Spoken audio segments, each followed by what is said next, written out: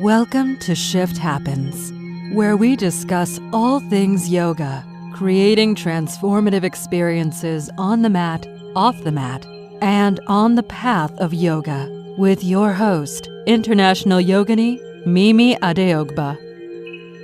Hello and welcome to Shift Happens. Today we have on our show Siha Collins.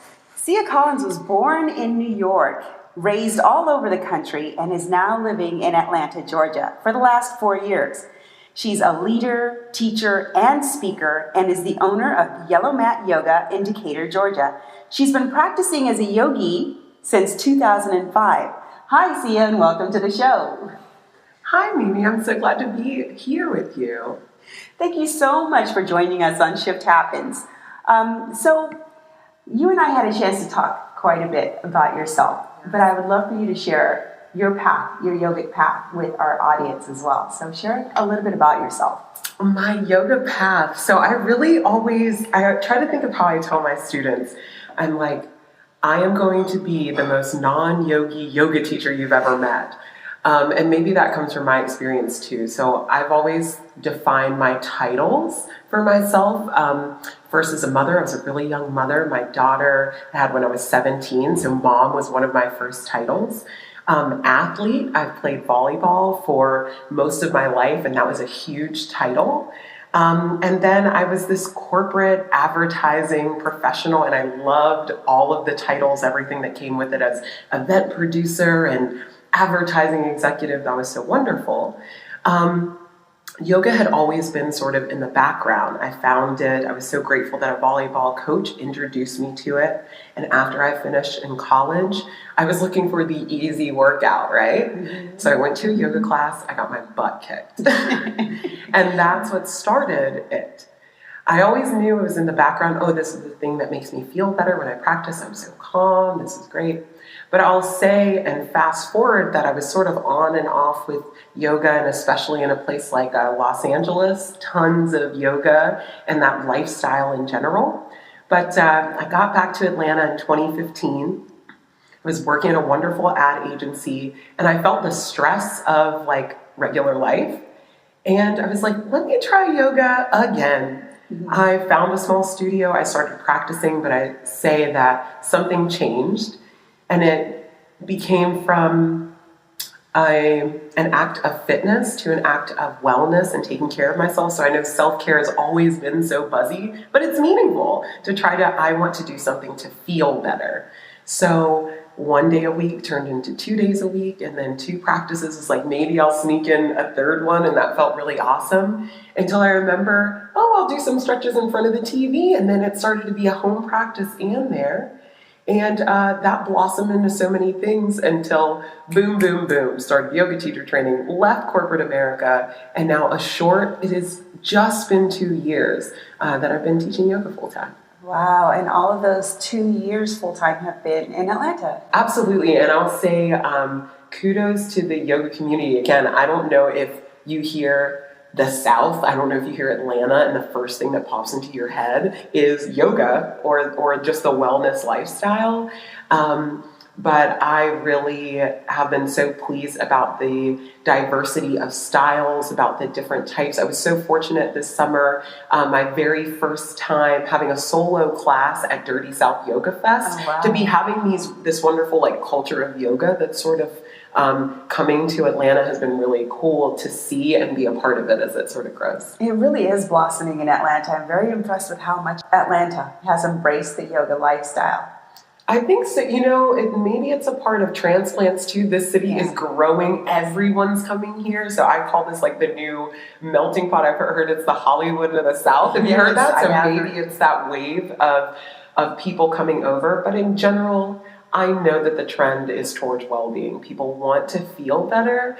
And I make the case for how many times have you instantly felt tired, instantly felt sad, upset, any of these negative emotions? Where's the case for the positive side? Could you feel 10% more happy, a little more relaxed, a little less stressed? So I say, you don't have to go away and sit on a mountaintop. can you just not be so overwhelmed by traffic? Atlanta traffic is the case to do yoga, for sure. Atlanta traffic starting to parallel that Los Angeles traffic. Absolutely. What a case for yoga. What a case to sit down. So it sounds like you started your journey in your teens, like 16, is that? I would say maybe the one that I remember, and this is so strange because my dad did martial arts. I've probably seen it in some time. I've seen Robbie use ponytail at some point in my childhood, so maybe it wasn't particularly strange. But I remember in conditioning, we're going to have an easy day of practice, so popped in one of those yoga videos, and sort of the evolution of it was just wanting more and more from a physical standpoint. So I say now, I love the entire philosophy of yoga. There's so many things they didn't even teach me until I went to yoga teacher training. But what an incredible philosophy that I really came in from a physical place. I love feeling strong. I love how I saw my body changing, and I like the challenge of seeing all the cool things that I couldn't do yet. Mm-hmm. So I think that that's so meaningful as an entry point to practice. Just start. Well, that's a beautiful segue, how you talk about all the things that you didn't learn until you went to the yoga teacher training. So now there's an evolution for you. So what is yoga to you now? What is yoga to me? I'm going to pause on that question because it's so full and so rich. So deep. It's so rich for me. Yoga is a wonderful opportunity to access all of the things that are already here for you. That's my big answer. That's my big nebulous answer. My more focused answer is that the happiness, the ease, the joy, the well-being, the health, everything that you want, here's a toolkit. Here's some life hacks. Everybody's into hacks now. So I always tell somebody, if I came and said, I can show you how to make an extra $1,000 a month. I can show you how to save an hour of your time. I can show you how to do this and this and this and that.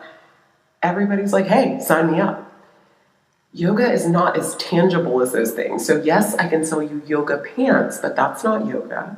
I could sell you a yoga mat. Hey, I have a preference for yellow right now, but that's not yoga.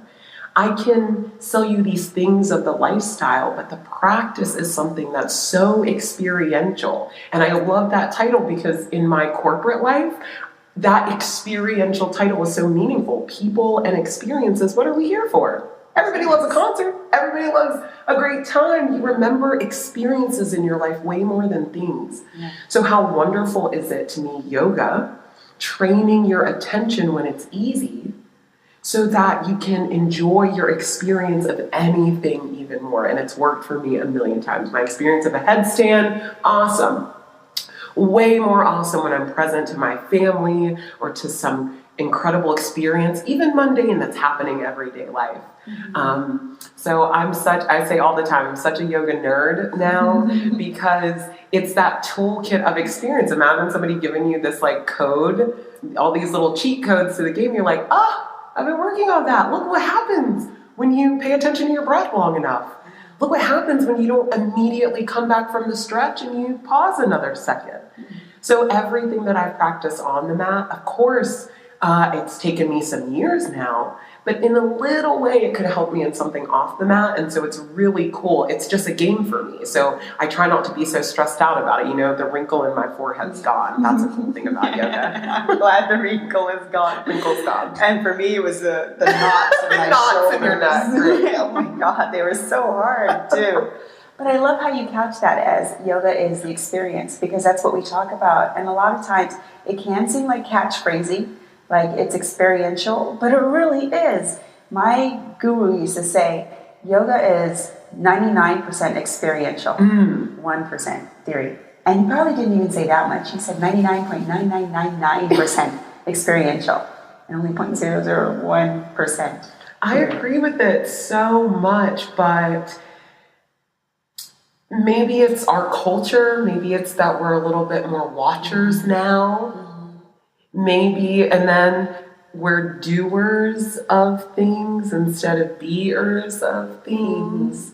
Or I say, and I catch myself doing this all the time. So I speak to all of my students, to anyone listening, that even as yoga teachers, I'm a student first. So every time I tell somebody to breathe, it's usually because I'm holding my breath. Right? Yes. Every time that I tell us to come back, maybe I am trying to keep myself more grounded and tethered. But it's the coming back again and again, the want to practice, the not thinking about yoga, but just doing yoga. How many times do we think about what we're doing ahead of it? So it's this wonderful, sometimes the unpracticing of things. I'm not going to do that thing.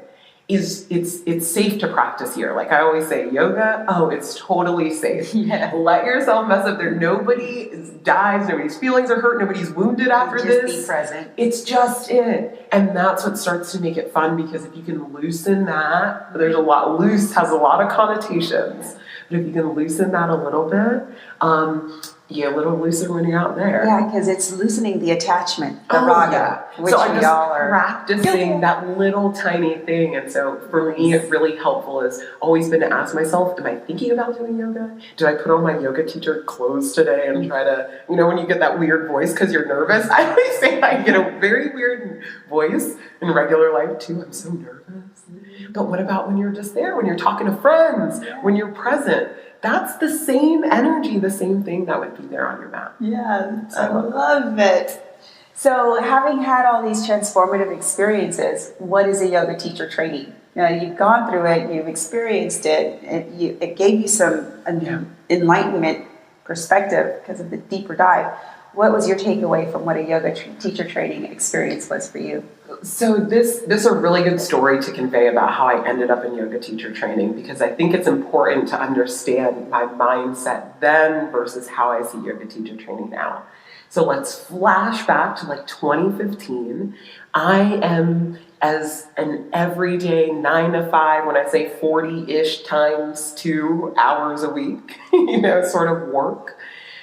Yoga was feeling great, right? Oh man, if this little yoga feels great, a ton of yoga will feel awesome. Yoga teacher training is going to make me the best person ever. You won't bother me. You won't bother me. I want to be vegan so bad. Overnight, I'll love kale. This will be perfect. These are all the things that I want. They lie on the other side of yoga teacher training. So that was my intention when I signed up.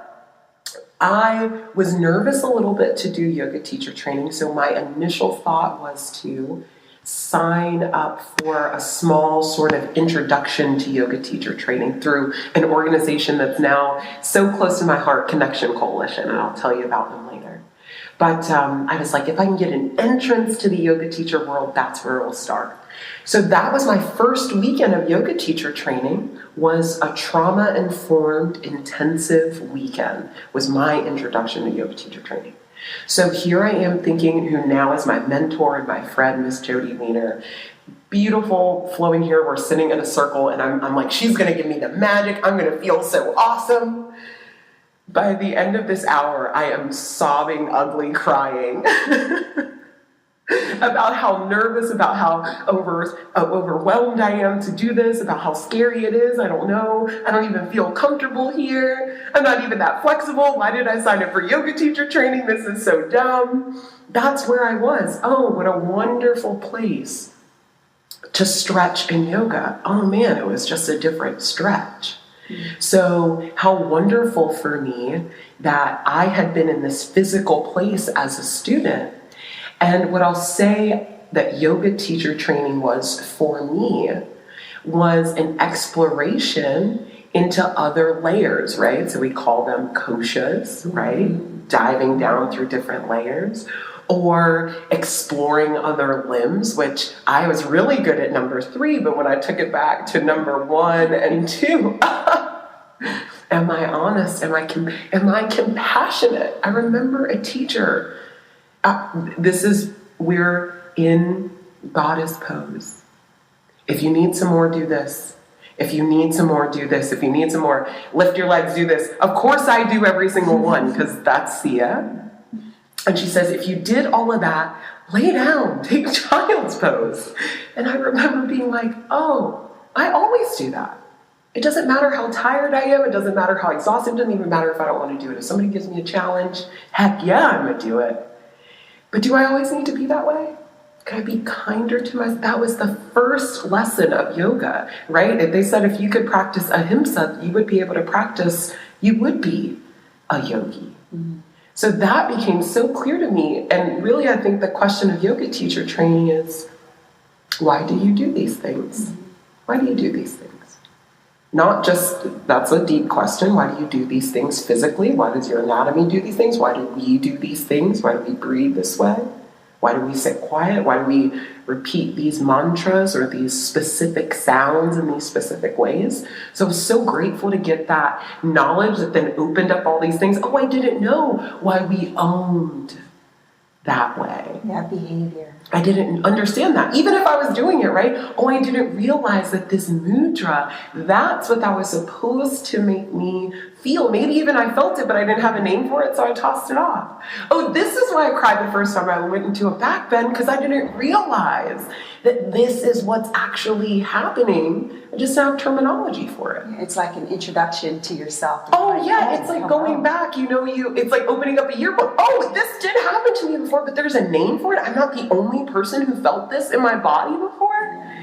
So it's so great. I remember one of the epiphanies, the first time that I remember my teacher, our very first night, flowing in a yoga practice, and it hit me that every yoga class, which most of my yoga classes were in front of mirrors, I spent so focused in just not being fat, not looking bad, being in the right shape, aligning, it goes to different places. But I had never watched yoga in another person's body, which as teachers, that's a little shift in perspective for us. I only ever paid attention to my body and no one else. And oh, that's so interesting.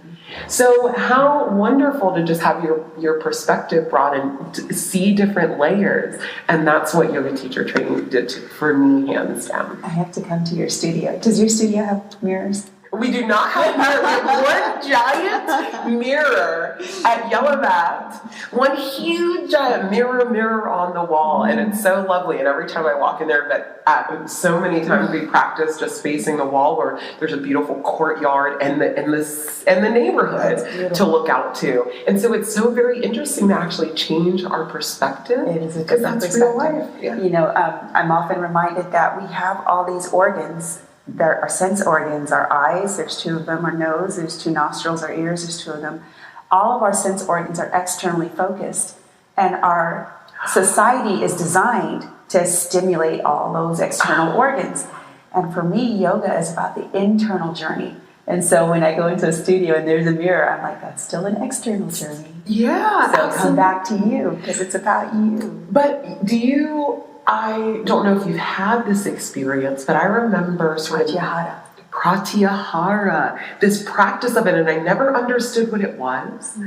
But I do remember, again, so yoga teacher training gave me this terminology, but I remember at some time in my sort of seeking before yoga teacher training, leaving sort of the studio environment, the big gym environment, and looking for yoga studios, I happened to go to a studio with no mirrors. And I remember, little me was like, how am I supposed to know my alignment? How can I do this?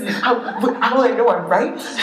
And again, that stuff was probably always there, but it's not until, like you said, the energy was directed back in. Have you ever closed your own eyes and you're like, I need something else to focus on. This is too difficult. And that's the point. That's the point. Oh yeah, that will unlock a whole nother stream. But it's that, it's the tiny ways, Why does a mirror in a room or not affect me so much? Yeah. Why have you ever been walk into a yoga class? Have you ever walked into a yoga class and you have your usual spot and somebody's there and you're like, I should be a yogi. I used to say all the time, I'd be so stressed out by traffic, as I usually am, running from my office building to get to a yoga studio, everybody get out my way, I'm just trying to be peaceful. Everything is the antithesis. I'm trying to make it to this place. And I remember at the point, something happening that I was in traffic, my shoulders are tight, I'm gripping the steering wheel, and I go, and take the biggest deep breath. And maybe it was only 5% better, maybe 2 seconds later I was right back into it. But how awesome to even learn that one thing. That one moment. That a deep breath, can release it all. It can release something.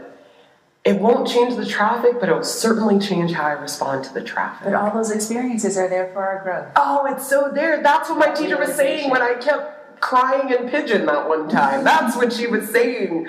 To just relax, just relax. And I couldn't understand it. So it's so amazing that my regular life was making me better at yoga if I was willing to pay attention to it afterwards. Practice. Oh man, that's my That. Oh, why am I so impatient standing in this line? Well, I hate chair pose too. I feel the same thing. I'm impatient. So how wonderful is it? That's been the lightness that I think is so fun, that sort of playfulness that maybe is never shown enough when you only see a beautiful snap of a beautiful yogi with their legs contorted over their head, and you're like, there's no way they're comfortable, right? In pretzel pose. Yeah, pretzel pose, real pose. But when you start looking past, and that's what I tell people so many times, there's still nothing, my hamstring's still a little tight. I don't know if I'll ever have all of this grace and ease that I look for, but the grace and ease has come into so many different parts of my life. So many knots have been loosened, not all just in my hamstrings. And so how meaningful is it that at Yellow Mat Yoga, our mantra is practice makes possible. Because practice makes anything possible. It's just your practice. I love that. And at Yellow Mat, I'm so grateful to really lean into this model of being Atlanta's first, and hopefully it will expand, but Atlanta's first pay it forward yoga studio. So your practice, any student's practice, makes it possible for me and my teachers to keep teaching yoga. Practice a little bit changes anything. And so I'm my own guinea pig. I'm the first person. 1 day a week, could you start with, if you can't do 1 hour, what about 1 minute? What about 1 moment of whatever it is? And so I also want to make the case that with that word yoga has come attached so much meaning to it in this day, but I'll offer yoga as any time that you're fully conscious, fully involved, fully in love with whatever you're doing. So my advanced yoga now is when I can sit and look, at the ocean and not be so worried about the email that I have to send. That's incredibly advanced yoga for Being me. present. That's such advanced. Yeah, it's way harder now than I'll go and do 15, chaturangas for sure. But what a wonderful way to advance my practice. So you said a couple of things that I want to loop back to. I want to understand a little bit more this pay it forward model that you have at your yoga studio. Do you mind sharing that a little bit more? Absolutely. So let me give some appreciation and some kindness to where this comes from. I have, my background is in marketing, strategic marketing. So in the very base sense, how do we use all this creative stuff to get people to do anything more? And what I realized about the yoga industry is that we sell a lot of the lifestyle, but we don't always sell the practice. The practice is not as sexy. Hey, we're all going to sit together. It might be a little uncomfortable. We're going to do things. We're going to sweat. We have a little rest at the end. You're going to cry. We actually explain some of that. So we sell the lifestyle of it. And sometimes it's so dissonant from our daily lives, right? But I have been when I transitioned into yoga teaching world, I went right into that industry and was very keen about yoga studios and their operation, yoga teachers, and maybe, I don't know how familiar you are with the struggle, quote unquote, of yoga teachers. Being a full-time yoga teacher right now is very stressful. Doesn't that sound like such an oxymoron? A stressful profession. And the fact that we're cobbling together our sustenance, our well-being through teaching, privates, retreats, teacher trainings, all of these things. So long story short, for maybe about, when I first started Yellow Mat, I said, well, I was really stressed out. The practice of yoga has helped. All I want to do is teach people the concept of seva in yogic philosophy, selfless service. Seva was always taught to me in that way. And so that's so wonderful. It lights me up when I say it's selfless service. I feel so good. I want to show people how yoga can make you feel better.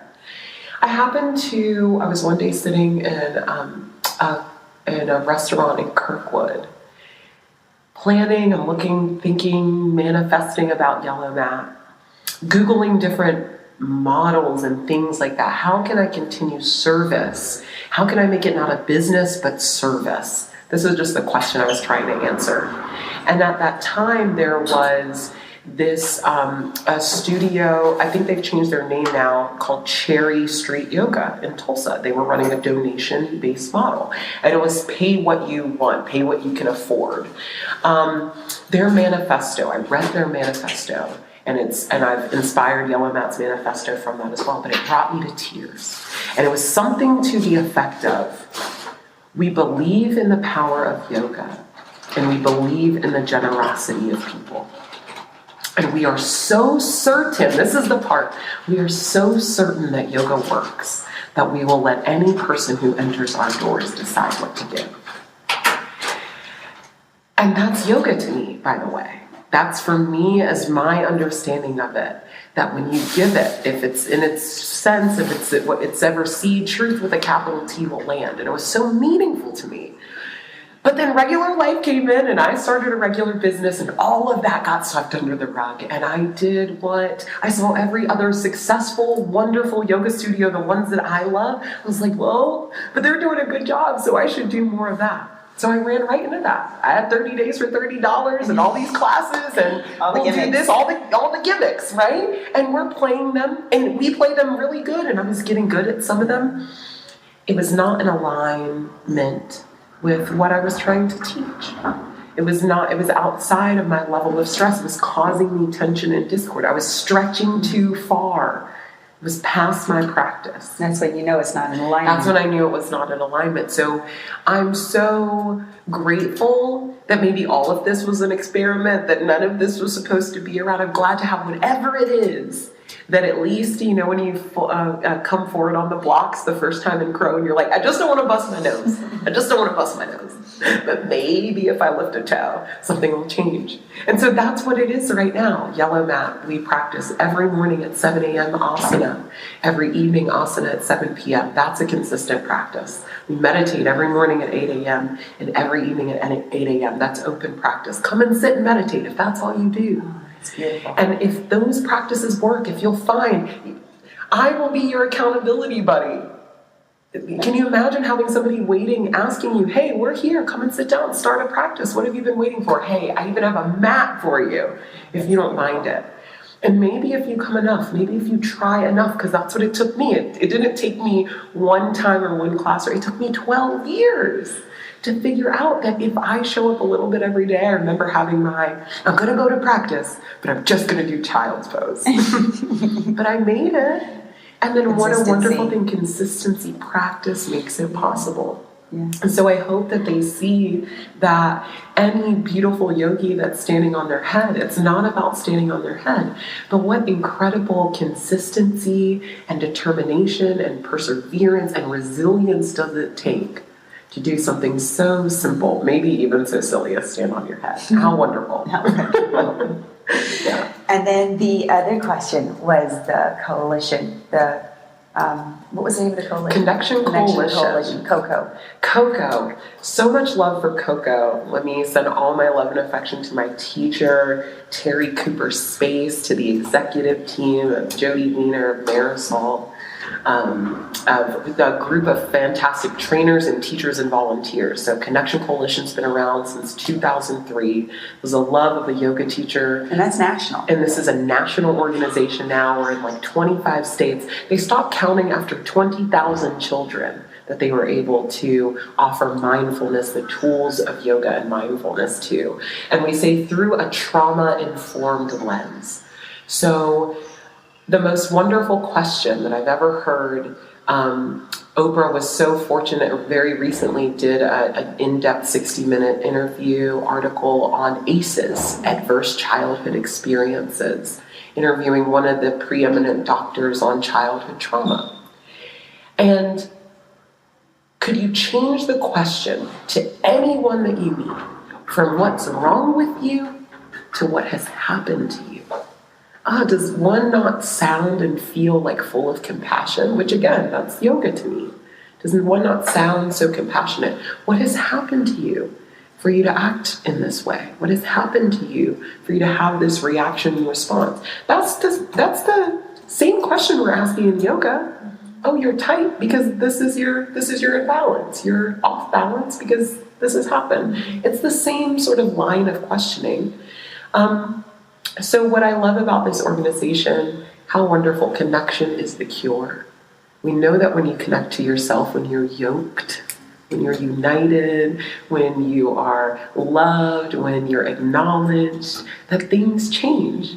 So connection, if I can make a connection to you and I can hold that connection long enough until you can make a connection to yourself, how incredible, like what waves and ripples does that have? So I'm so fortunate that I was a student of their training, of that incredible energy that's just given in saying, we hope to stand in the space and advocate and be the voice for children, for young adults who do not have yet the language to ask for connection for themselves. That's very meaningful to me. I'm so grateful. I do feel like that was one of my dream jobs. So what a dream job to be able to be a part of Connection Coalition. So where can somebody find out more information on Yellow Mat Yoga, Connection Coalition, what you bring to the world? So we're all over the world, all over the internet. I always say I love meeting everyone in person. So 409 Mead Road, unit number 4, Decatur, Georgia, 30030. That's where I sit as much as I can, so that I can connect and meet with people. It's such a beautiful space. I feel so lucky and fortunate to be sort of the guardian and keeper of such wonderful space. I feel like when you walk into the place, whether you just come and hang out and talk to me or whether you practice, it always feels wonderful. We take our yoga seriously, but not ourselves seriously. It's so wonderful to see folks walk up to the studio and come and sit before and after class and enjoy time there. So it's not just a studio space, but a gathering place.